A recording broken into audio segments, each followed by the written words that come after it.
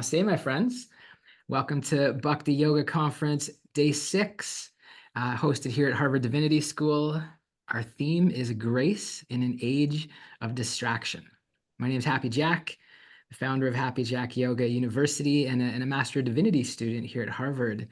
And really the intention of this program, this project, is to bring together prominent voices from the field of Bhakti Yoga. We got over 40.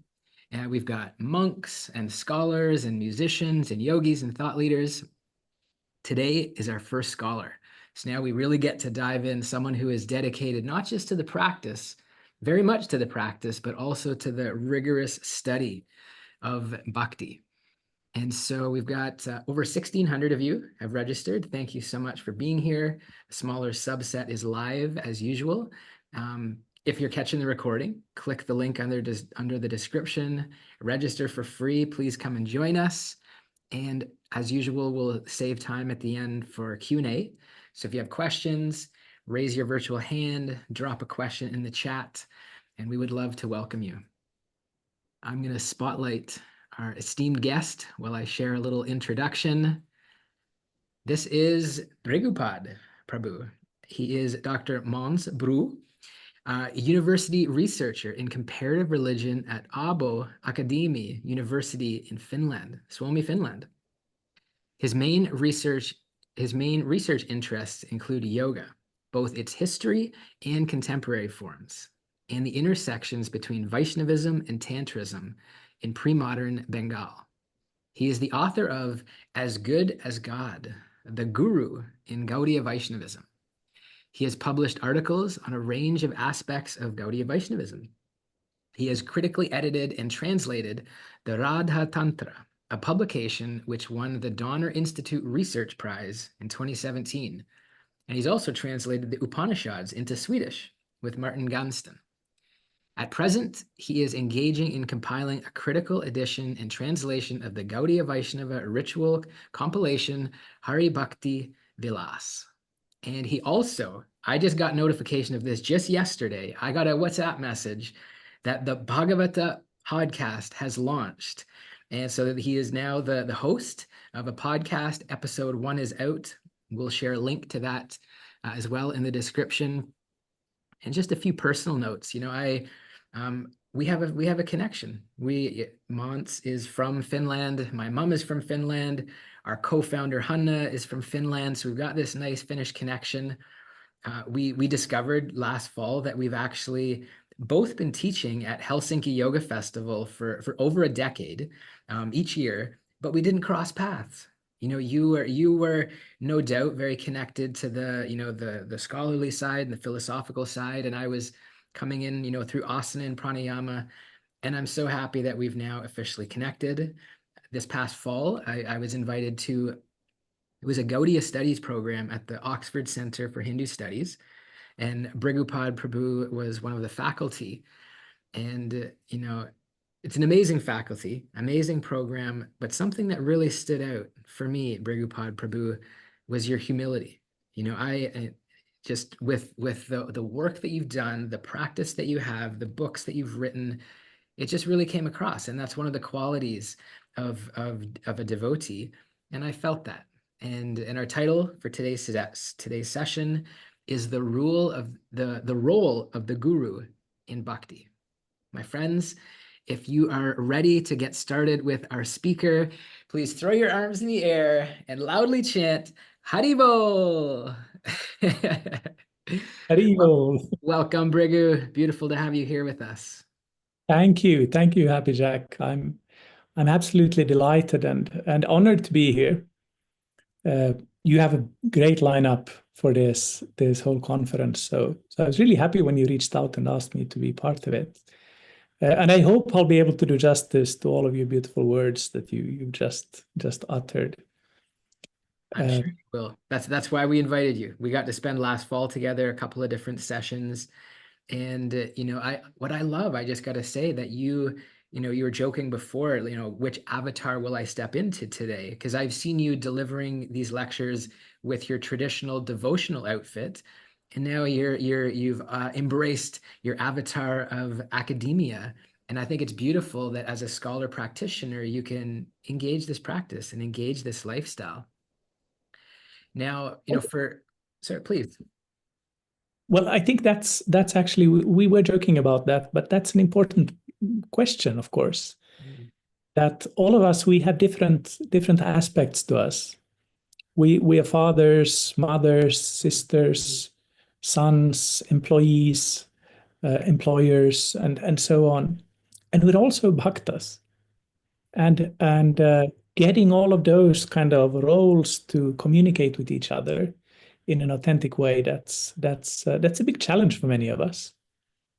So I'm trying to do that in some of these programs that I'm involved with. That's beautiful. It's an important reminder. I mean, we have different dharmas as parents, as teachers, as partners, and I love that you demonstrate that and make that distinction. So thank you for that. Would you tell us a little bit about your life before you found the spirituality? Because we know you, or at least I know you as Bhrigupada Prabhu, right? Very established and been doing this practice sincerely for years. What was life like before? And then, of course, the follow-up question will be like, and then how did you discover spirituality and this practice? But what was life like before? Well, I was in many ways a typical Finnish teenager. I came to Bhakti Yoga when I came in contact with Bhakti Yoga when I was, I think, 16. So a shy, awkward Finnish teenager trying to figure out who I was, what's my place in life.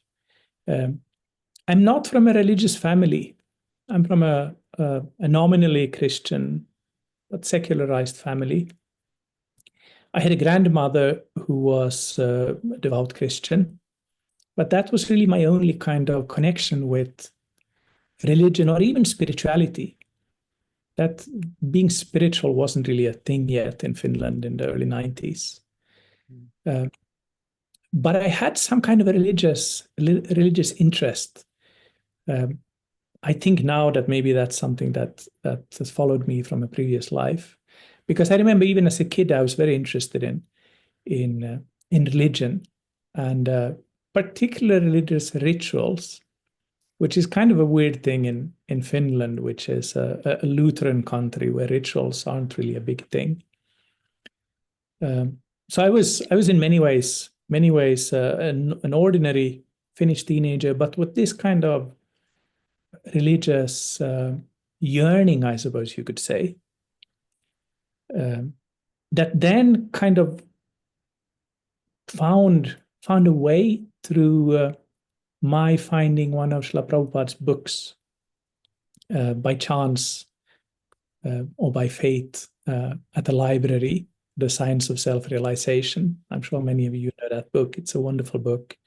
Compilation of Prabhupada's lectures, letters, conversations on basic questions of bhakti. Like, who am I? Who is God?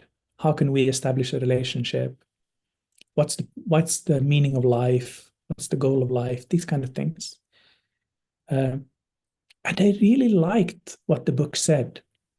Or let me say like this, intellectually and on some level, I really liked it. But on another level, I hated it because I realized I'm going to have to change my life. I'm going to have to give up things that I've taken for granted, like that happiness can be found by searching the world around you. I'll have to find happiness within myself, my awkward, nervous little self.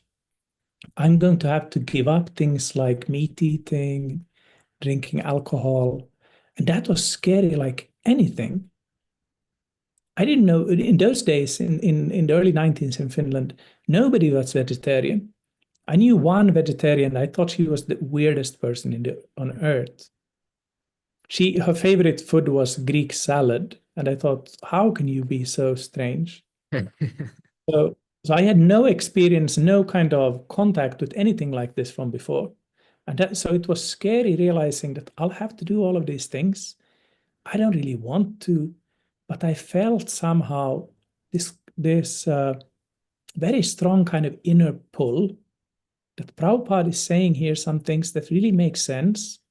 I wouldn't like them to make sense, but they do make sense. And I need to do something about it. That's how I felt. Mm. So for me, coming to Krishna consciousness in many ways was a very uncomfortable experience. I appreciate your openness in sharing that. And it makes me think about, I mean, as you share your story and you mentioned Finland being a Lutheran country. My mom is from Finland, in Canada now. And and now I've found this path of bhakti yoga, and it's softening my heart, and I'm seeing that I'm becoming a better person, and it feels so right. And my mom, who I love dearly and probably won't see this episode, but it would be great if she did. Um, but she could be a little bit worried for me, or not fully understand. And I'm curious if you had anybody in your life as you were discovering this and becoming a vegetarian and making these radical changes that seemed radical. Did you have anybody close to you or people in your life that were worried? And if so, or even if not, how might we approach a conversation uh, or a relationship like that sensitively? Well, I wouldn't be a good example of that. Uh, I've gone through many different phases in my spiritual life, and I've certainly had my fanatical phase as well, where I basically thought that anybody who didn't think like me was an idiot, uh, including people that really had my best interests in mind. Nobody in my kind of close circle really understood what Krishna consciousness was about. My mother, she she's not a very emotional person, but somehow the idea of my not wanting to eat her food was a big thing for her. So she really hated the idea. My father also didn't like it. Um, and my own kind of fanatic understanding really didn't help it either. So uh, I'm sure I could have done a better job at explaining to them what all of this was about. Eventually, of course, they saw it wasn't some destructive, dangerous sect that I was joining. They saw that these things actually were good for me, but that took several years before that happened. Mm. Um, I'd probably do all of those things differently today if I had the opportunity. But the upside of having been uh, a little teenage fanatic is that I can see with compassion on other people going through similar things, converting to Christianity or becoming really outspoken about veganism or some form of gender identity or whatever. People need to go through different phases, and sometimes they need to go through those phases with what to other people looks like fanaticism. And I can kind of identify with that and feel compassion for that, and realizing that it's important for that person. I may not understand it completely, but that's a phase that needs to be passed through. That's beautiful. That's a really, really important reminder. And I love that having been through that, right? You could look back at that and beat yourself up like, oh, I wish I handled that differently. But the beauty, the gift in it is that, have this compassion as others navigate that. And yeah, I love that. What would you, I mean, maybe just to wrap this up, this little side tangent, maybe it's for me personally. If you were speaking to someone, a beautiful practitioner of Lutheran Christianity in Finland, and you wanted to explain what is bhakti, what is Krishna consciousness, in a way that, obviously is authentic and true, and in a way that they might receive it and understand it, and it could kind of find the commonality. How would you describe bhakti? I guess I would speak about love of God, and the part that recognize that is not about becoming God or becoming the universe or something like that, but this is a theistic part, a part where we recognize that. God exists, and through His existence we also exist, and that we are our kind of the fulfillment of our life is learning about our relationship and our loving relationship with God. It's not really difficult to find a common language with other religious and believing people in today's world, I feel, especially in a place like Finland, where the norm really is to not care that much about religion. I realize it's different in other places of the world, but here, anybody who has a belief that actually impacts their life in some practical way belongs kind of to a minority, regardless of whether they are Muslims or Christians or Hindus or whatever. So in that way, it's not that difficult to find some commonality. Then, of course, there are things that are different between different spiritual paths, and we shouldn't shy away from that either. But in general, for me, it's not that difficult to find a similar language with other persons who believe. Beautiful. I love that. Thank you for sharing that. And thank you for being so open with us as we get started here. And we'll shift to our main topic, just so we make sure we have some time. So the topic is the role of the guru in bhakti. Now some of the students here with us and some watching the recording, they are devotees and they have a guru. So they have a good sense of what a guru is. And truthfully, the majority, certainly of our yoga community don't have a guru, currently not looking for a guru. And there can be sometimes a little bit of skepticism or uncertainty, and it can be very healthy skepticism. One of a friend of mine, Tony Robbins, in fact, his wife, Sage Robbins, will speak here at this conference in the first week of April. And he, although he positively influences millions of people, he makes it very clear in a documentary he did some years back, I am not your guru. That's the name of his documentary. I am not your guru. And I think that, the reason being is that there's a lot of people who are self-proclaimed gurus now, this kind of guru, marketing and sales and, spiritual gurus. And of course, there have been what were considered legit gurus who came over from India and then turned out to fall down or make mistakes, as happens in every tradition and happens, outside of religion as well. In this age where, a lot of people may be claiming to be a guru, can you just help us understand, what is the role of guru in Bhakti Yoga? Thank you. That's an excellent question. I think maybe it's worthwhile to add to what you just said that even though this is an age where we have all kinds of gurus, we also live in an age which is very kind of anti-guru in a sense. Like even small kids learn that you should think for yourself, you should question authorities.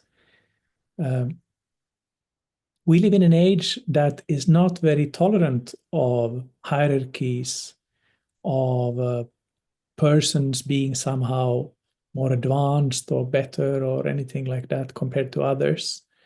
So we live in an age which is quite critical of gurus. And I think many people have the experience that whenever you hear the word guru, either there's some kind of ironic tone behind it, oh, he's such a tech guru, or then there's direct criticism behind it. Like people will have seen some Netflix documentary about this and that bogus guru. So the very idea of needing to have somebody to tell you something is not a very palatable idea to most people today. I don't know if it's ever been, but especially today, the idea that I can't kind of figure things out on my own is weird to many people. But that idea is very deeply embedded within the Bhakti tradition. When we look at the Bhakti tradition historically, we look at the great saints, the persons that inspire us in our practice. they had gurus, and sometimes they were gurus. They were gurus themselves. The Bhakti scriptures, the Srimad Bhagavatam, the Upanishads, the Bhagavad Gita, they all speak about the need for a guru. So then, of course, the question that you posed is very relevant. Who is a guru? There's an important verse in the Srimad Bhagavata which says that the guru should be pare, how does it go? Shabde pare chanishnatam brahmadyupasamashraya. The guru should be learned in Shabda and in Para. The commentators explain that to mean that the guru is a person who is learned in scripture. Why? Because scripture is, and here, of course, scripture means the ancient texts dealing with bhakti and dealing with liberation, the path to coming close to God. These are texts that record the experiences of ancient practitioners, and these are texts that are either directly given from above, so to speak, or then inspired by God and divinity.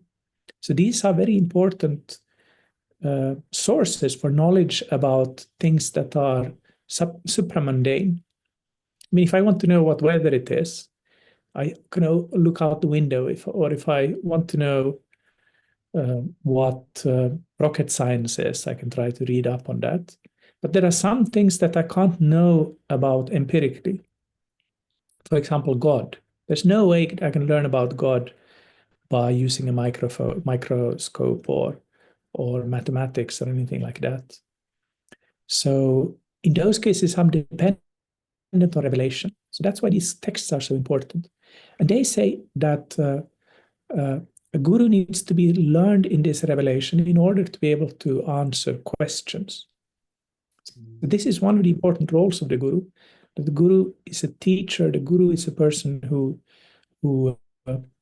is kind of walking on the same path as we do, but who's walked that path for a longer distance than we have, and who is able then to guide us. And part of that guidance is by being learned in the scriptures. But the guru also needs to have some personal experience of what the scriptures speak about. That's the para aspect. So the guru is not simply an intellectual who's studied many books. Like I have a nice bookshelf here behind me. That's not enough, unfortunately for me. It's not enough. Right. I could look to you and say, Bhrigu, you've got white hair. Not long ago, you had a white beard. You're rhyming off all these Sanskrit verses. You must be a guru, but Exactly. it's more than that. It's more than that. Because all of those things they can become theory. So the guru is a person who's also realized these things and who lives those things and who's also had some personal experience of the divine matters that the tradition speaks about, who's had experience of Krishna, of God, who has had experience of the process, the practice, and so on. And without this experience, the guru will also not be able to give that to the disciple, to the student. So that's why the guru needs to have both of these things, the theory and the practice. Another word for guru that is used in many Bhakti traditions is the word acharya, which traditionally is said to mean a person who lives what she or he teaches, who walks the talk in contemporary language. And that's, of course, very, very important. I remember when I was a kid going to school, we had all these teachers who would forbid the kids from smoking. This is the 80s. And they would be like, you can't smoke, it's dangerous for you, you'll destroy your health, it's completely forbidden, while they were still themselves smoking. And if you went into the teacher's room, there was this like huge cloud that would come against you. So that kind of a teacher, that kind of a guru is not a real guru, because what that teacher says will not make any impression on you. So theory and practice together. And another thing, that verse of the Bhagavata still also mentions, upa samashraya. The guru also needs to be detachedly sheltered in the divine. So the guru needs to be detached. Doesn't necessarily mean that the guru needs to be a monk or a nun or live in a cage in a cave in the Himalayas, but not attached to things like name, fame, sex, riches, things like this. Mm. So in the Bhakti tradition, being a guru is a very responsible position, a very responsible task, which means that you're not going to find that many gurus, but there are some. And getting their company, getting to spend time with them, getting to learn from them, getting just to kind of see their lifestyle can be very inspiring. So that's why the scriptures and the saints of the tradition, they speak very very much about the importance of having a guru. Mm. That's This is beautiful. kind of a long answer, but I hope I Definitely. answered you. Yeah, no, very much. And so we've established you yourself are not a guru, Yes. yet you have a guru. I do know that of you, and and I guess for myself at this stage in my spiritual journey, I don't at this time, and certainly have no agenda here to inspire people this way or that way. But it would be helpful to understand the importance of having a guru, in this age where there's so much information. A new podcast dropping every day. Bhagavata podcast just dropped. So there's no shortage of information and great teachers. And of course, there's the idea of the Shiksha Guru and Diksha Guru. So the Shiksha Guru is the teachers, instructors. I definitely have many Shiksha Gurus. I would look to you as a Shiksha Guru, people that I really trust and learn from. But then there's this idea of the Diksha Guru, where we connect to a bona fide lineage, a particular tradition, and commit our life to it. What is why is that important?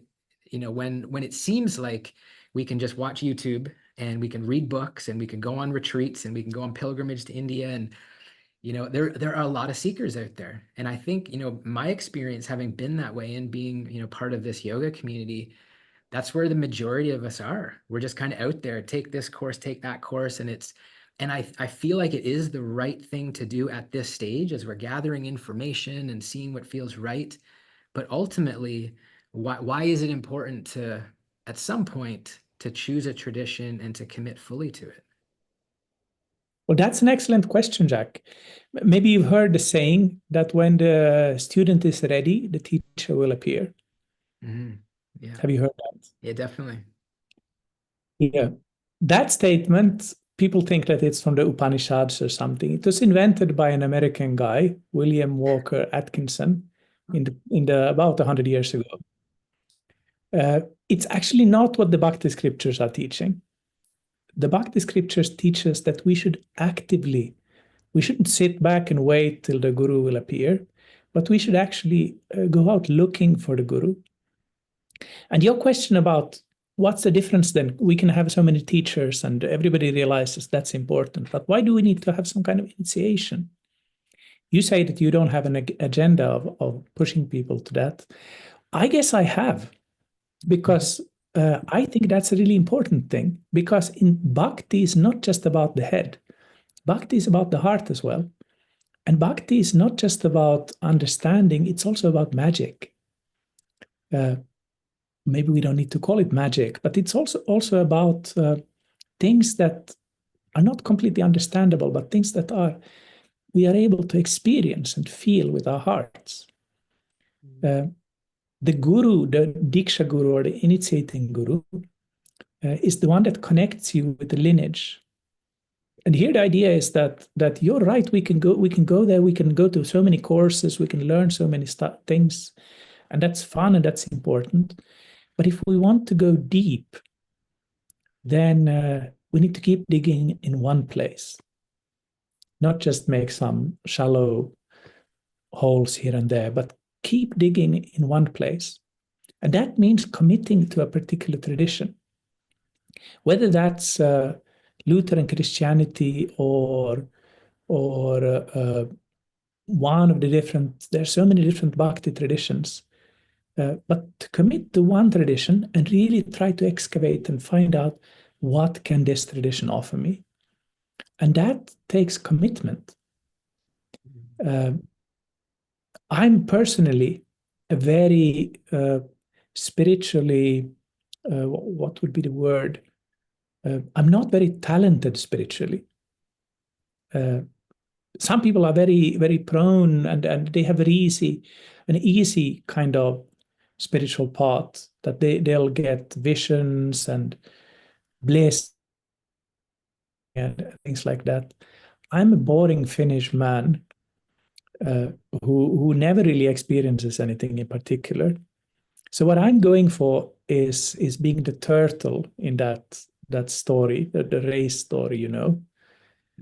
I don't even need to win the race, but I want to reach the goal at least. Others, I don't mind if somebody else comes there before me, but I do want to reach that goal. So for me, what I'm trying to do is I try to stick with one tradition and one practice, and to go deep in that. And to go deep in that one practice, uh, I believe that you need to have somebody who kind of opens up that for you, who gives you the keys to that tradition. And that is done in a very concrete way through different practices and different meditations that you get. In the Gaudiya Vaishnava tradition that I belong to, one of the important things that the Guru does is that the Guru gives you a particular set of mantras. Now, you can find all of those mantras by Googling them, I'm sure, but they won't have the same effect if you just pick up a mantra out of a book or the internet or something like that. If you get the mantra, the Guru whispers the mantra into your right ear, then that mantra comes from the heart of the Guru. That's how it's explained in the scriptures. It comes from the heart of the Guru, enters your ear, and enters your heart. And that's a profoundly mystical experience. And for that, you really need to have a personal connection with a particular Guru. That's not something you'll get at a course or by browsing your browsing Google or something like that. So I think this is, if you want to go deep in bhakti, then I think this is an important step to take. And as I said, there are many, I said that there's not that many gurus, but there are actually quite a few very qualified gurus that you can turn to if you're interested in this. Beautiful. I love that. I love your transparency and just coming. I do have an agenda, and it's beautiful when when you've come to a place in your spiritual path where you believe it and you know it, and you're not afraid to speak your truth. And I think I'm on for myself in my journey, I'm finding that, and maybe that's why I'm looking for the words to be able to articulate to my mom and others in my life, because ultimately I don't want to worry them. I want they're at a stage where they're not going to change their path, and I don't want them to. But when it's beautiful to see that you've come to this inner knowing, and you really believe what it is that you're practicing, what it is that you're teaching, and it's very inspiring. In a few moments, 10 minutes or so, we'll take some Q&A. But what would you wish for us, as spiritual seekers? So you shared a little bit, you were a fanatical teenager in Finland, and you would do things a little bit differently now. And truthfully, the majority of us on this call are kind of middle age or later in age, but let's say middle age.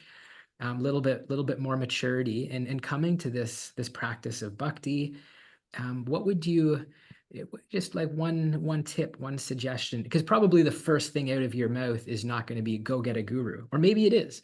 But what would your offering, your suggestion be for us who are just kind of discovering this and reading the Gita and maybe going to India the first time and getting excited about this?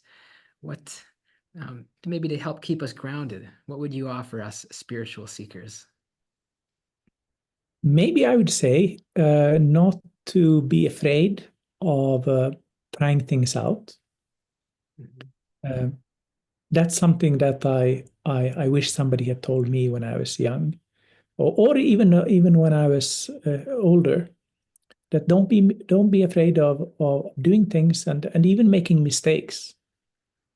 Uh, we hear that in many other contexts, of course, but we don't always hear that enough, I think, in spiritual contexts. It's not so dangerous to make mistakes. Rather than kind of being hung up over anxieties and worries, to go out there and get some proper spiritual experiences. I think that's very important. That's usually more important than kind of learning the theory. To go and sit in a kirtan and really kind of sing from your heart, to go on a pilgrimage, to stay at an ashram for a week, to do these kind of crazy things, but to see what effect they will have on you. Um, the most important thing, though, I think, is to try to create a daily practice, a daily bhakti practice. Again, this is my kind of turtle nature that try to create a daily practice that you can stick to, and that you can maybe find some nourishment from. And I think this is important because, like you say, many of the people in the yoga community, they're not in their teens anymore. They may be in the middle age. They've had all kinds of experiences in life already. Many of those experiences will have been sobering. Many of us will have gone through divorces, the death of our parents or close people, financial hardships, struggles with identity, with sexuality, you name it, so many different things. And many of those experiences can actually help us in our bhakti path to make us realize that this world is not what it looks like. The kind of things that people run after in this world are not really as glamorous as they're made out to be. And many of those realizations can be very useful for us in our spiritual life. But we need to then ground those realizations in some practical exercises, spiritual exercises. Personally, I find that mantra meditation is really, really good. In some uh, bhakti traditions, they do hours of mantra meditation every day, and that's much too much for most people. But you can do maybe half an hour, divide it up into 15 minutes in the morning, 15 minutes in the evening. Really focused mantra meditation. If you do that every day, that's really useful. For many yoga practices, it's said that you should keep some break days as well. Like, for example, in the Ashtanga Vinyasa tradition, they do asana practice 5.5 days a week, like 6 days on ordinary weeks, and then they keep doing moon days off as well. So it's kind of 5.5 days a week.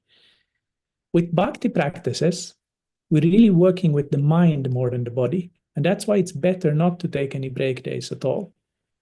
So it's better to do a little bit of practice every single day than doing a lot when we feel like it.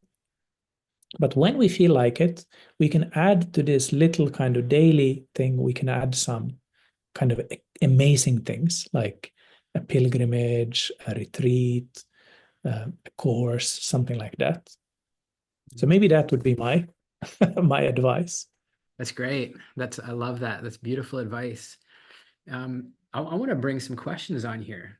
And I see Steve, you wrote in the chat, if you're able to come on video, I'd love to spotlight you. I think you got a really important question, Steve W. If you're not able to come on video, no problem. Oh yeah, I think you're coming on here. Where is Steve? Let me get you on. Welcome. Hey, so great to have you, Steve. Where are you Thank calling in you. from? Massachusetts, in Massachusetts. Ashburnham, Beautiful. Just in just the nearby. in the forest, so to say. I love it. Well, you really important question. I wanted to give you the chance to read it. Would you express it here to Brigu? Yeah, it's I've been following, uh, just like you were saying, the Bhakti path for a few years now, and finding things online, and reading the scriptures from the Bhagavatam, the importance of finding a guru, to have a guru as part of the process of achieving Bhakti. But how does one find that guru? Where do you search for it? And you were talking about how you know you kind of fall into it. But is there, without, sort of like you were saying before, joining a particular ashram, or going to a particular Vrindavan, without going to India, or going to someplace in the US or in Europe. Um, how do we approach finding the person that is right for us? And in the end, do they choose us as opposed to we choosing them? Does that make An sense? excellent question, Steve. Thank you. Mm. Um, um, I think I think one thing that we need to do is we need to uh, to hang out with other people that are bhakti yogis.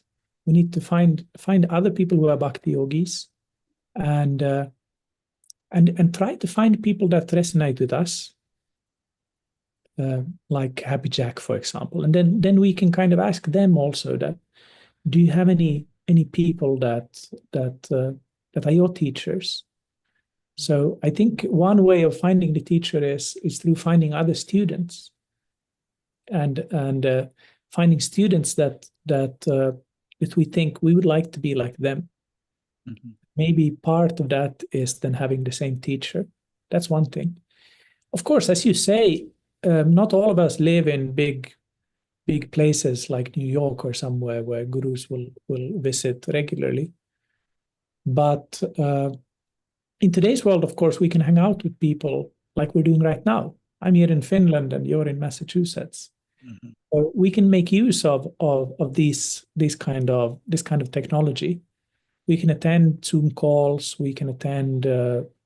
We listen to people through YouTube and so on.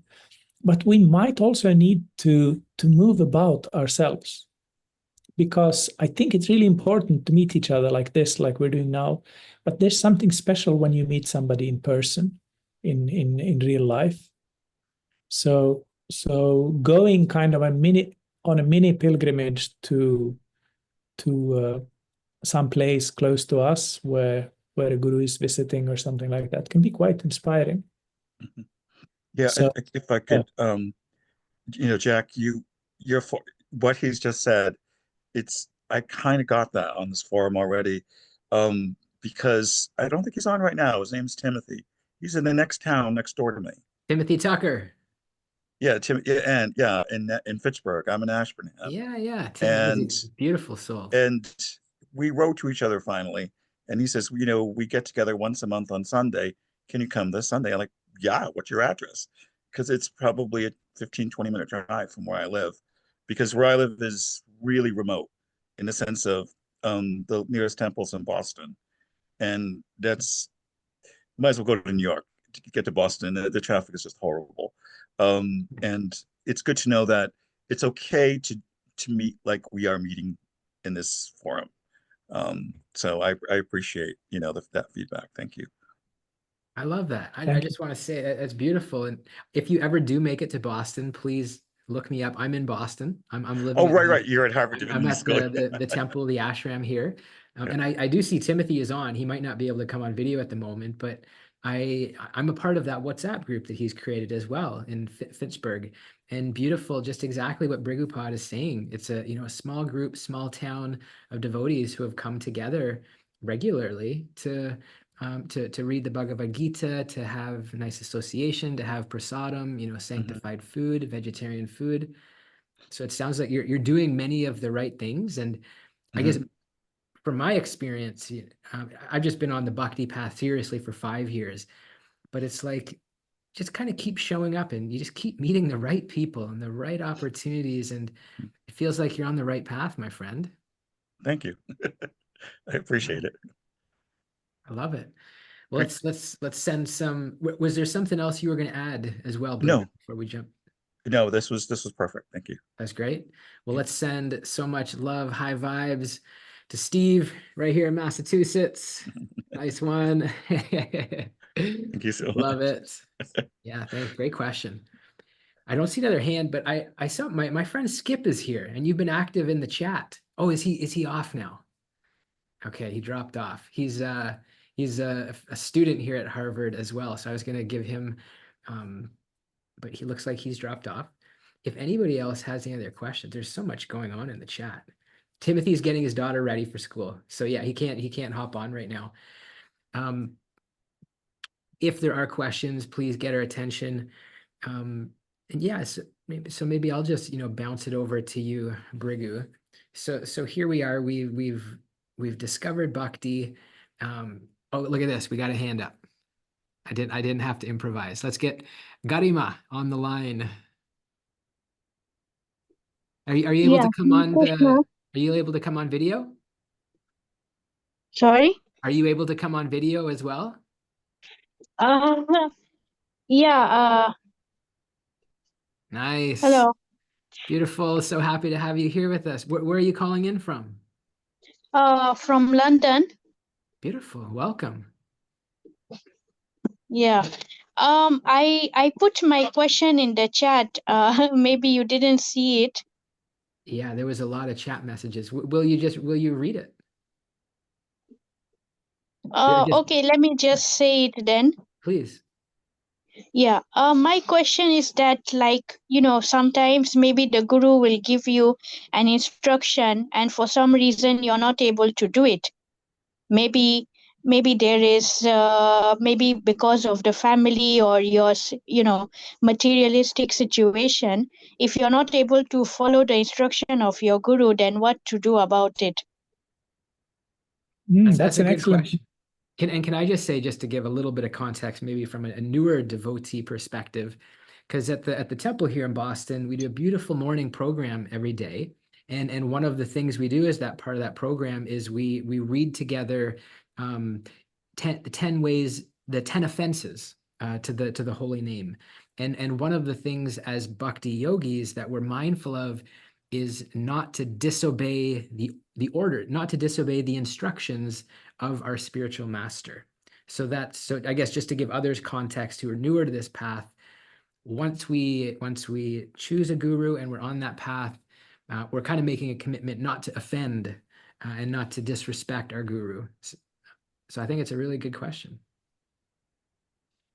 Well, this can mean many different things, of course, and that offense that you mentioned, Jack, that's of course maybe not what you were just asking about. That's more like if the guru tells you not to eat meat anymore, then you think like, I don't think that's so important. I'll have a hamburger. But I think maybe that's not what you were asking about, but perhaps more that, let's say, if the guru asks you to help with some different project or something like that, and you're not able to do that, there can be many good reasons for why you're not able to do that. You mentioned a family situation or something to do maybe the guru wants you to come to attend a pilgrimage or a retreat, but you don't have the finances for that. There can be many situations like this.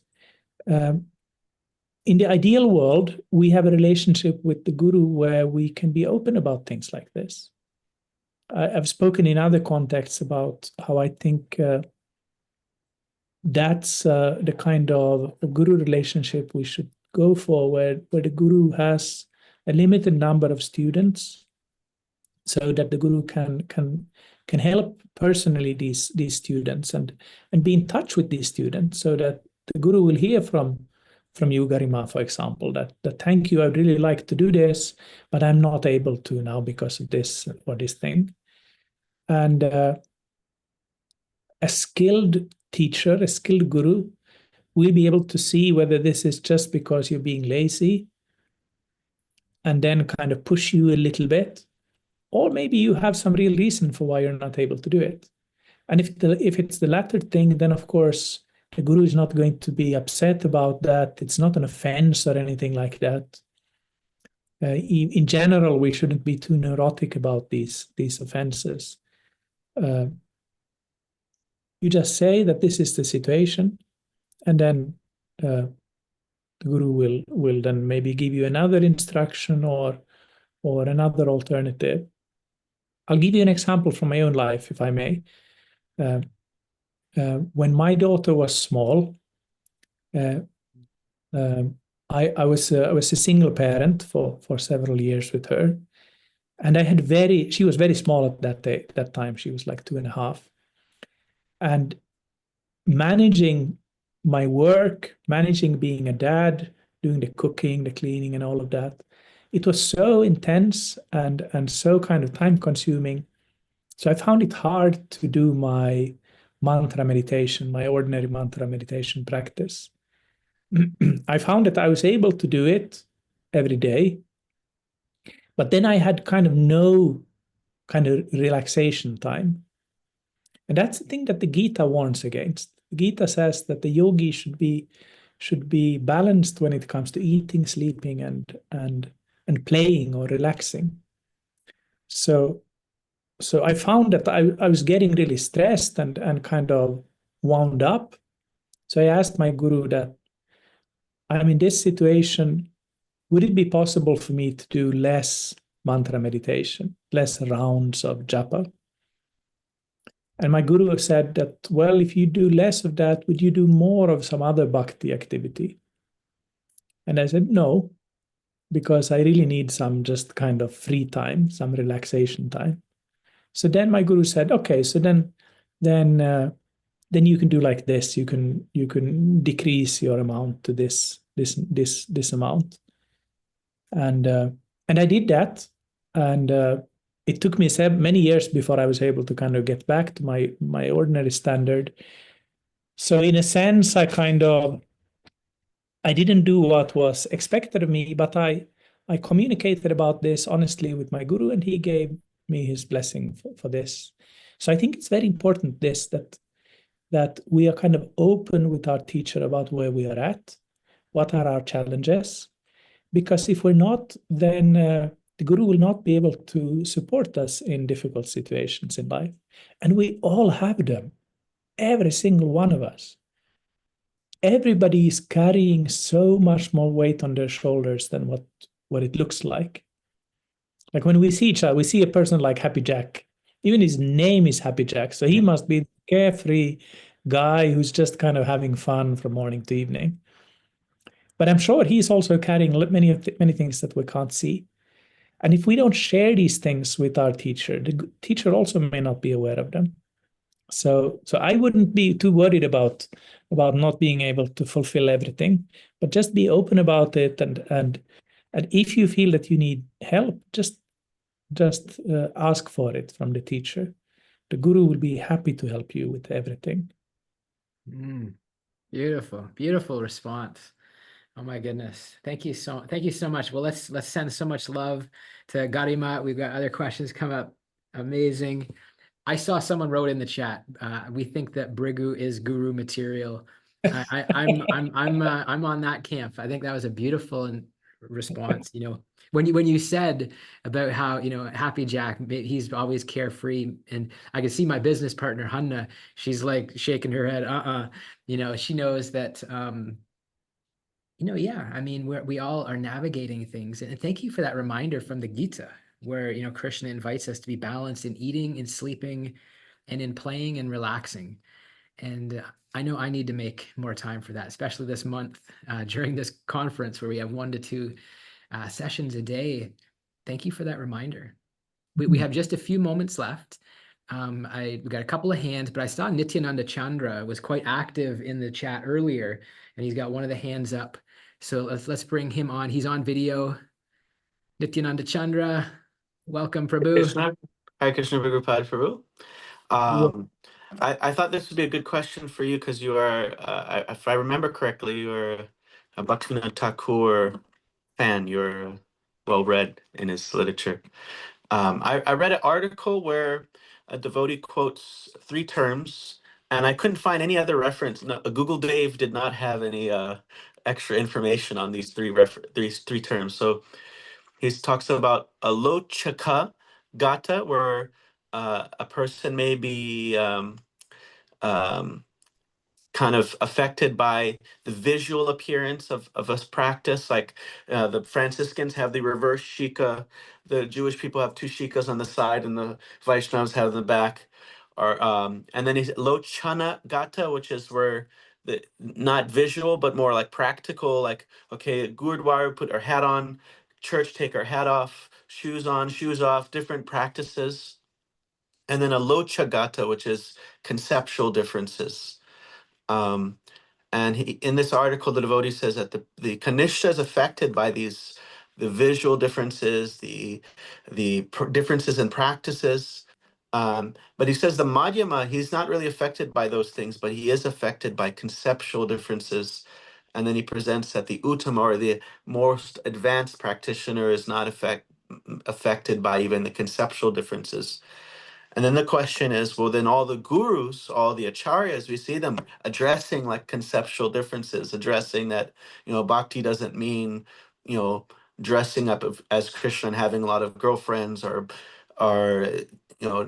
addressing the concept of I am God, or this or that, addressing like they're addressing these conceptual differences. So I don't know if you've heard those terms, or if you could just speak about the kind of inclusivity of Lord Chaitanya, whereas the promotion of devotion as something sublime and most excellent. And all of that in 1 minute or so. Yeah. Well, I'll be able to answer quickly. No, I haven't heard these terms before, but I mean, it does make sense for everything that you just explained to us. There are many different ways of approaching bhakti, and many people are going to go through these kind of phases. Like for the beginner, many of these external things are really, really important. Not only for beginners, there are many people who get kind of inspiration for their bhakti even later on from very kind of external things. And when we look at the bhakti scriptures, like Bhakti Rasamrita Sindhu, for example, by Rupa Goswami, a 16th century text, many of the practices mentioned there are very kind of, you could say, external practices, going to festivals, walking behind a chariot, reciting hymns, and so on. So what Bhaktivinoda Thakur apparently says in that article, or whatever he says it, I haven't read that, but that makes a lot of sense. And it makes also sense then that the gurus or the teachers would focus then on the most kind of internal of those aspects, the conceptions, because those are the kind of things that will then guide our external appearance and behavior. So I'm afraid I can't really help you more with that, but I can just say, Bhaktivinoda Thakur ki jai. I like what he's saying. I love it. Great question.